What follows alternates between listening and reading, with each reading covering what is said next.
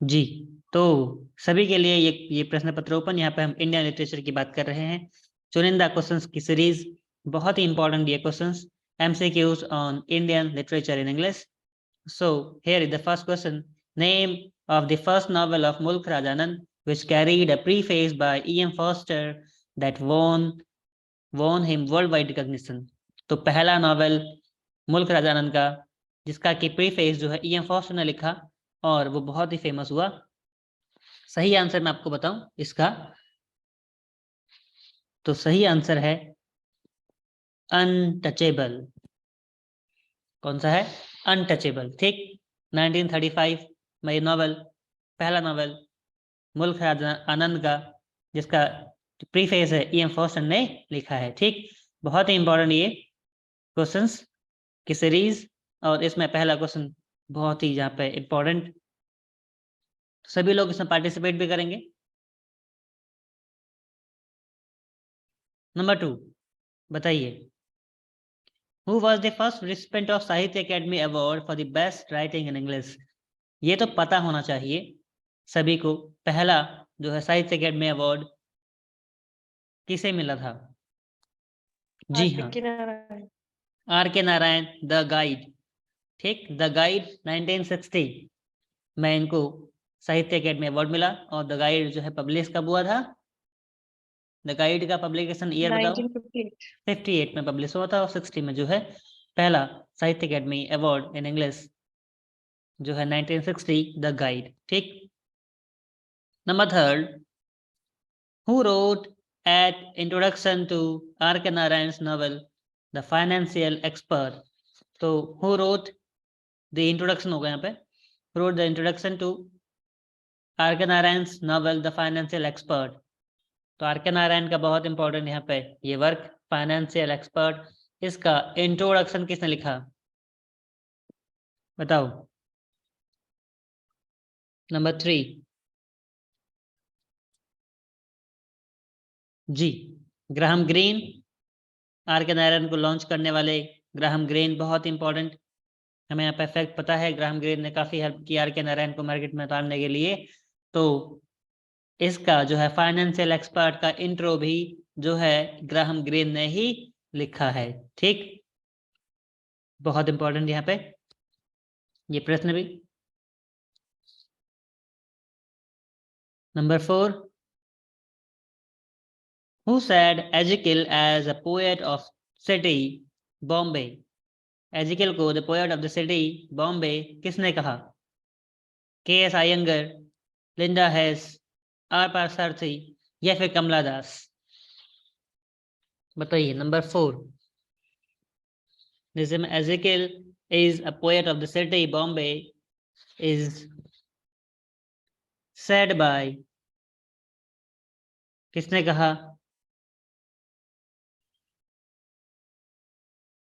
इसका सही जवाब है ऑप्शन नंबर बी, लिंडा हेस। किसने कहा? लिंडा हेस। यहाँ पे इम्पोर्टेंट हो जाता है ये कोटेशन जो है निज़म एज़िकल के लिए। हमें पता है Nissim Ezekiel post independence Indian English poet, और इन्हें father of post Indian English poet भी कहते हैं। बड़े लेवल पे इनकी पोएम्स जो हैं कई यूनिवर्सिटीज़ में लगती हैं। इनके इंग्लिश को बाबू अंग्रेजी हम कहते हैं, बाबू अंग्रेजी, और बॉम्बे पोएट भी इनको हम कहते हैं। जेविस इनकी जो है एंसेस्ट्री, जेविस राइडर। और अगर हम बात करें तो बैने इज़राइल, बैने इज़राइल कम्युनिटी से बिलोंग करते हैं। बैने इज़राइल और निज़म एज़िकिल बॉम्बे पोएट, और पोस्ट इंडिपेंडेंस के बाद मतलब जो है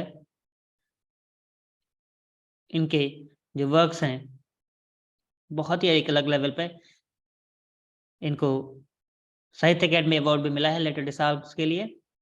ठीक, हमने कई सारी इनके बारे में चर्चाएं की हैं कई बार। आगे बढ़ते हैं इतनी बात करके। Which of R.K. Narayan's novel became the most popular? R.K. Narayan का कौन सा नॉवेल जो है मोस्ट पॉपुलर हुआ?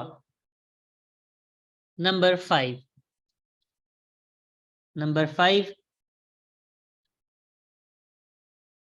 ऑफ कोर्स यहाँ पे जो मोस्ट पॉपुलर है द गाइड, ठीक, बाकी भी इन्हीं के हैं, लेकिन जो है मोस्ट पॉपुलर जो है पहला ही इनका ये वर्क जो है द गाइड 1958 में और 60 में इसको साहित्य अकेडमी अवार्ड मिला। बहुत ही आसान ये प्रश्न सभी के लिए। ये वाला बताएं, Rabindranath Tagore got Nobel prize, कब मिला था रविन्द्रनाथ टैगोर को Nobel prize? Only Indian recipient of Nobel 1913। बहुत बढ़िया, 1913 को जो है नोबेल प्राइज मिला। कौन सा ऐसा रिकॉग्निशन वर्क है इनका जिसके लिए मतलब नोबेल दिया गया? गीतांजलि। गीतांजलि, रिकॉग्नाइज्ड वर्क गीतांजलि, जिनके लिए इनको मतलब जो है नोबेल प्राइज दिया गया। ठीक, गीतांजलि का प्रीफेस या फिर इंट्रो किसने लिखा है? इंट्रोडक्शन गीतांजलि का किसने लिखा? W.B. येट्स। बहुत बढ़िया। तो W.B. येट्स ने जो है गीतांजलि का प्रीफेस लिखा है। बहुत ही इंपॉर्टेंट ये जो गीतांजलि जो वर्क है, गीतांजलि, ये पूरे वर्ल्ड वाइड जो है बहुत ही फेमस हुआ और पहले बांग्ला में लिखा गया, उसके बाद इंग्लिश में इसका ट्रांसलेशन किया गया। ठीक, मुल्खराज आनंद ऑटोबायोग्राफिकल नॉवेल बताइए, मुल्खराज आनंद का ऑटोबायोग्राफिकल नॉवेल कौन सा है? Seven summers, the untouchable, the coolie, two leaves and a bird, कौन सा इनका है? सेवेंथ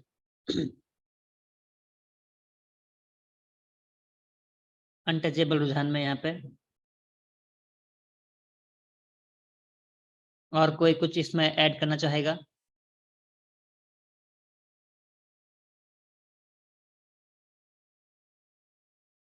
तो इसका जो सही आंसर है वो है A. Correct answer is A. Seven Summers जो है मुल्खराज आनंद का ऑटोबायोग्राफिकल वर्क है। ठीक है, अनटचेबल नहीं है। सेवन समर्स इनका मोस्ट ऑटोबायोग्राफिकल नॉवल माना जाता है। ठीक, अपने एक्सपीरियंसेस को इसमें बखूबी इन्होंने शेयर किया है। तो मुल्खराज आनंद का ऑटोबायोग्राफिकल नॉवल सेवन समर्स, बहुत ही इंपॉर्टेंट ये प्रश्न। नंबर 8,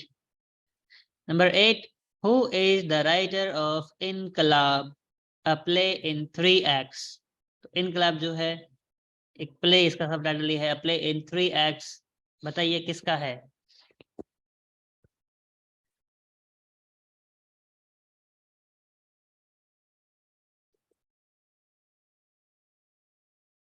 बताएं।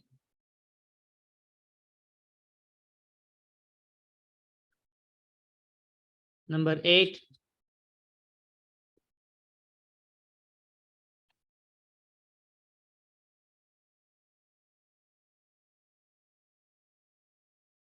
बी रुझान है,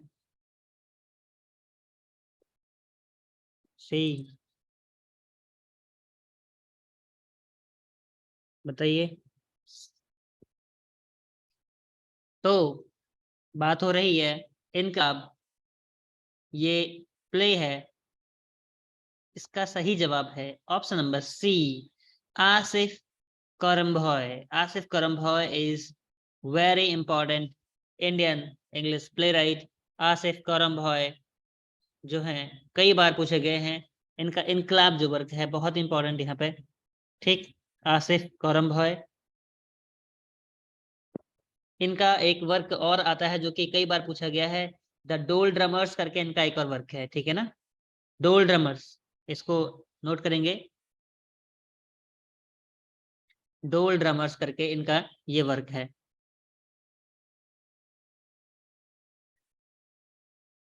ठीक है ना, डोल ड्रमर्स। और डम डांसर भी है इनका, डम डांसर, DUMB, डम डांसर करके। और डोल ड्रमर्स तो बहुत बार पूछा गया है। और होमोसेक्सुअल मतलब ये हैं, और इनके वर्क्स में भी हमें होमोसेक्सुअलिटी दिखाई देती है। ठीक, प्रोलिफिक राइटर हैं ये, बहुत सारे मतलब पोस्ट इंडिपेंडेंस के बाद मतलब इन्होंने कई सारे मतलब वर्क लिखे। और इनका जो रिकॉग्निशन वाला वर्क है डोल ड्रमर्स और इनकलाब, इनका अनदर इम्पोर्टेंट वर्क। ठीक, इसमें एक अगले यहाँ पे जो जीव पटेल, जीव पटेल यहाँ पे बहुत इंपॉर्टेंट पोएट हैं, इंडियन इंग्लिश पोएट। ठीक, मैं इनके कुछ वर्क्स को यहाँ पे टैग करना चाहूंगा। एक जो इनका, क्योंकि हमने अभी तक जो है कई सारे, कल भी इनके वर्क देखे थे। ठीक, जी पटेल, कल हमने कई सारे मतलब राइटर्स के वर्क देखे, और जी पटेल का एक वर्क जो है, जो कई बार पूछा गया है, पोएम्स इनका ऑन किलिंग अ ट्री करके इनका एक वर्क है, ऑन किलिंग अ ट्री। ठीक, जी पटेल। तो इसको मैं चाहूंगा कि आप एक बार अलग से सर्च भी कर लें, ऑन किलिंग अ ट्री करके, मतलब एक इनका वर्क है। ठीक है ना। ये प्रोफेशन से मतलब डॉक्टर हैं। ठीक, प्रोफेशन से ये डॉक्टर हैं।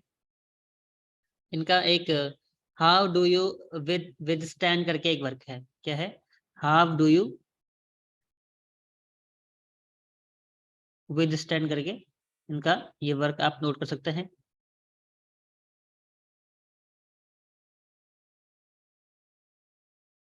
How do you with stand, STAND। ठीक, ये वर्क इनका इम्पोर्टेंट है। तो इतना हमने देखा, और बाकी हमें ग्रेस कर्नाड के बारे में पता है।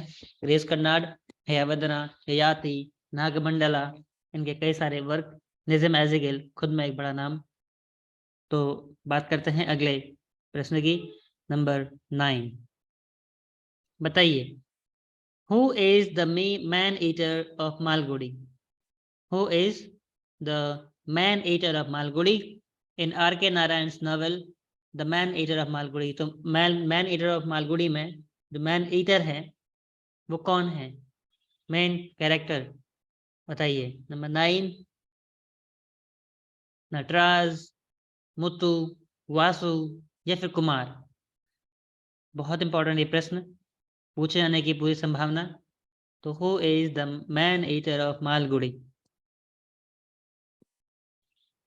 बताइए। इसका सही जवाब का इंतजार। जी हाँ, option number C is the correct answer, Vasu. तो वासु जो है man eater of Malgudi, R.K. Narayan का बहुत ही इंपॉर्टेंट ये वर्क। और हमें पता है Malgudi is a fictional village और fictional town in R.K. Narayan novel. ठीक है, इनकी सेटिंग जो है इसी सेटिंग से इनको रीजनल नॉवलिस्ट भी कहते हैं। और initial means pioneering in regional novelist in Indian English literature. तो रीजनल नॉवलिस्ट की एक अलग लेवल पे इन्होंने जो है नींव रखी। तो इन्हीं से ही मतलब जो है रीजनल नॉवलिस्ट और रीजनल नॉवेल्स की शुरुआत हुई। बात करेंगे आगे अगले number 10। The golden gate by Vikram Seth is a novel of sensibility, of character, or for the downtrodden, or in verse? तो द गोल्डन गेट जो है विक्रम सेठ का किस प्रकार का वर्क है? बताएं। The golden gate, number 10। Golden gate बहुत इंपॉर्टेंट वर्क, कई बार पूछा गया है। एटलीस्ट तुक्का लगाएं। बहुत इंपॉर्टेंट, ये काफी हाईली एक्सपेरिमेंटल वर्क माना जाता है गोल्डन गेट। ठीक, बहुत लॉन्ग, मतलब बहुत काफी लंबा और लेंदी ये वर्क है, ये नॉवल है। ऑप्शन नंबर डी रुझान में 1986 में ये नॉवल आया था। गोल्डन गेट कब आया था? 1986 में ये वर्क पब्लिश हुआ। इसका सही जवाब है गोल्डन गेट जो है इज इन वर्स। ठीक है ना, D is the correct answer. ठीक, इसमें भी मैंने कहा हाईली एक्सपेरिमेंटल वर्क है, क्योंकि इसमें 590 स्टेंजा हैं। कितने हैं?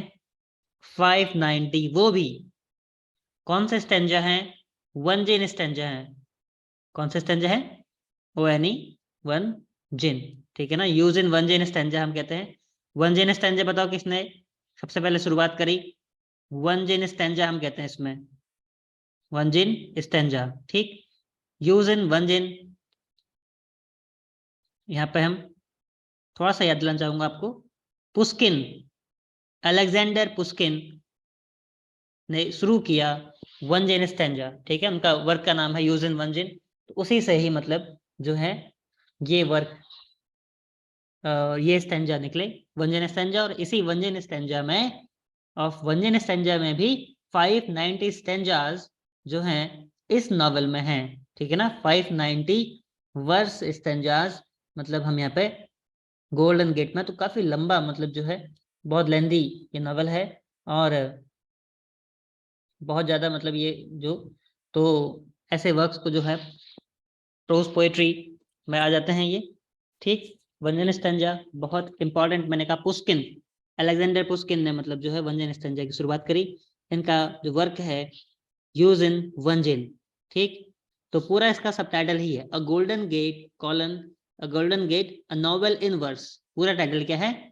Golden gate a novel in verse करके पूरा टाइटल है इस वर्क का। एक आया कब था? 1986 में। तो काफी इंपॉर्टेंट यहाँ पे इंफॉर्मेशन, इस तरह से भी क्वेश्चन आपसे पूछे जा सकते हैं, इसीलिए इसको याद रखें, ठीक। आगे हम बात करेंगे नंबर 11। चमन नहल won the साहित्य Akademi award in 1977 for his famous work। बताओ किस वर्क के लिए चमन नहल को 1977 में साहित्य अकेडमी अवार्ड दिया गया? नंबर 11,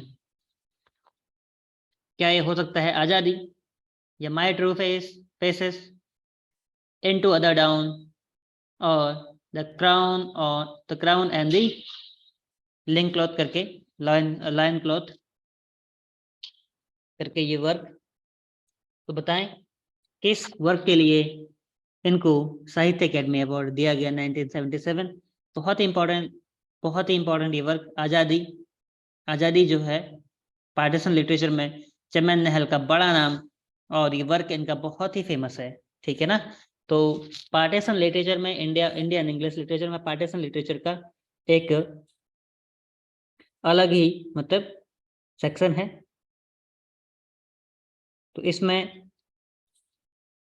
चमन नहल का बड़ा नाम, और इसमें खुशवंत सिंह, ट्रेन टू पाकिस्तान, कुछ एग्जाम्पल मैं लेना चाहूँगा पार्टीशन लिटरेचर के। तो चमन नहल का Azadi, train to Pakistan by Khushwant Singh 1956 वो नॉवेल, ठीक। एक बाप से सिद्धुआ का भी मतलब क्रैकिंग इंडिया करके एक वर्क है। Attia Hosain, sunlight on a broken column, कुछ बड़े नाम मैं ले रहा हूँ, sunlight on a broken column करके आतिया हुसैन का 1961 में मतलब ये नॉवेल आया था, पार्टीशन लिटरेचर में बड़ा नाम।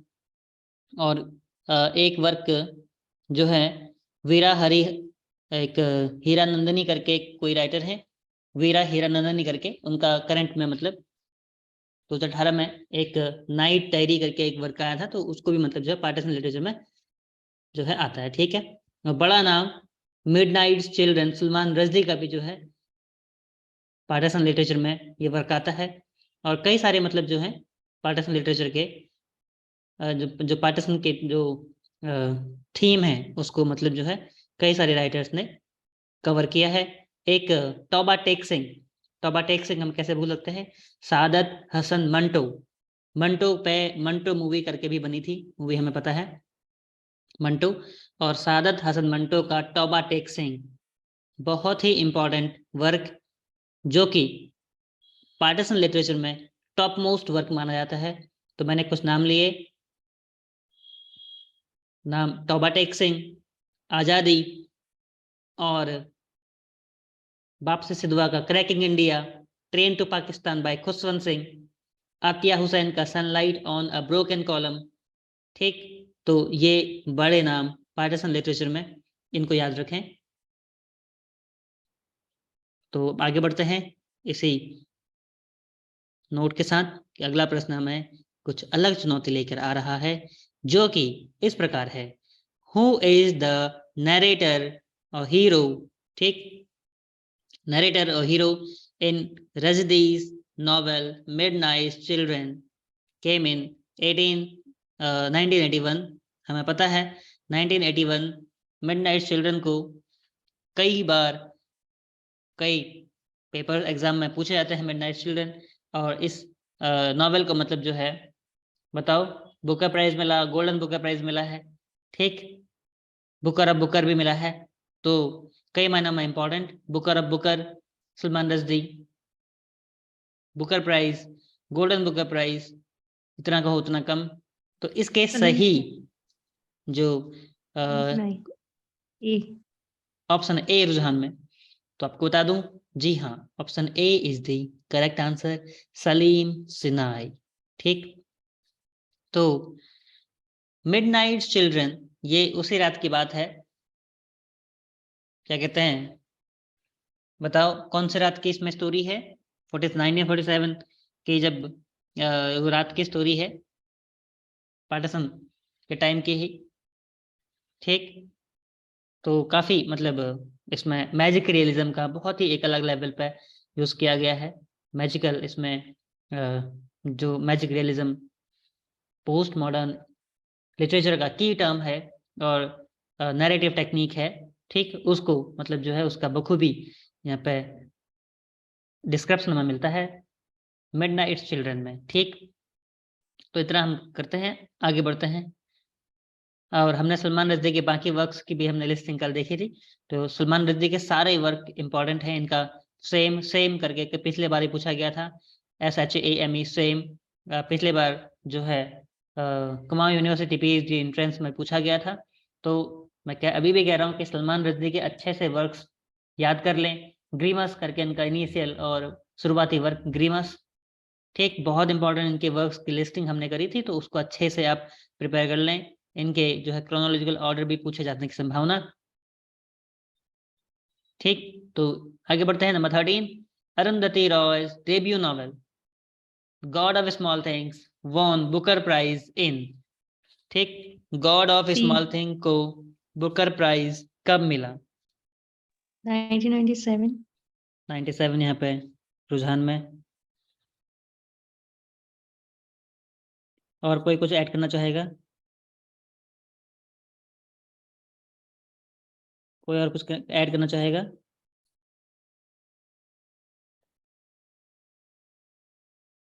तो इन्हें मैन बुकर प्राइज कब मिला था? जी हाँ, 1997, ठीक, 1997 में इन्हें जो है Man Booker prize God of small things के लिए दिया गया, अरुंधति रॉय, ठीक।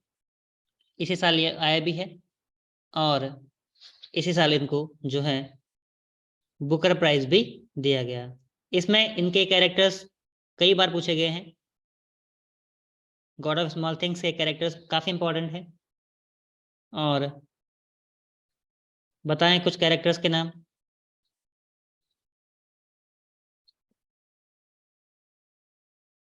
इसमें एक जो इंपॉर्टेंट कैरेक्टर है एस्था, ठीक है ना, एस्था, ESTHA, एस्था। और एक इसमें अमाची करके है, अमाची कैरेक्टर है। एक ममाची करके भी है, ठीक, अमाची, ममाची और पपाची, ठीक। अमाची ये एक साथ आप याद कर सकते हैं, क्योंकि एक नाम जो है सेम जैसे नाम है, ममाची, ठीक। और एक पपाची करके है, एक वेलू था, कौन है, मैं इन्हीं से लिख रहा हूँ, पपाची, और एक कैरेक्टर है वेलू था, ठीक। और एक कोचम्मा, कोचम्मा इंपॉर्टेंट कैरेक्टर, ठीक। और एक एस्था, मैंने कहा एस्था, अमाची, ममाची, पपाची और कोचम्मा। तो ऐसे कुछ कैरेक्टर्स के अजीबोगरीब नाम, ठीक, कोचम्मा करके, वेलू था इसमें अनदर इंपॉर्टेंट कैरेक्टर। तो इन कैरेक्टर्स के नाम मतलब जो है भूले नहीं, कई बार पूछे गए हैं एग्जाम में। पिछले बार भी मतलब जो है कोचम्मा के बारे में पूछा गया था कि कोचम्मा जो है कैरेक्टर किस नॉवेल से जो है बिलोंग करते हैं। तो 1997 ये नॉवेल और बुकर प्राइज इसको मिला इसी साल में। तो इतनी हम बात करते हैं नंबर 13 में। आगे बढ़ते हैं नंबर 14 की ओर। देखते हैं अगला इम्पोर्टेंट यहाँ पे question. Raja Ram got the साहित्य अकेडमी, साहित्य इंडियन अकेडमी अवार्ड और साहित्य Akademi award 1964 for his novel. बताओ कौन से नॉवेल के लिए इनको साहित्य अकेडमी अवार्ड मिला 64 में। ये कल भी हमने देखा था। जी हाँ, बहुत बढ़िया। 14 बहुत ही आसान यहाँ पे सभी के लिए होता हुआ। और serpent and the rope, serpent and the rope 1960 में ये वर्क आया और 64 में साहित्य अकेडमी अवार्ड मिला। सरपेंट एंड द रोप अपने कुमाऊं यूनिवर्सिटी में भी लगते हैं। सरपेंट एंड द रोप बहुत ही इंपॉर्टेंट। बताओ इसके कुछ कैरेक्टर बताओ।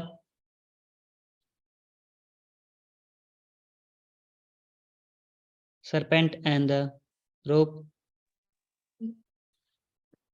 इनके इंपॉर्टेंट कैरेक्टर्स।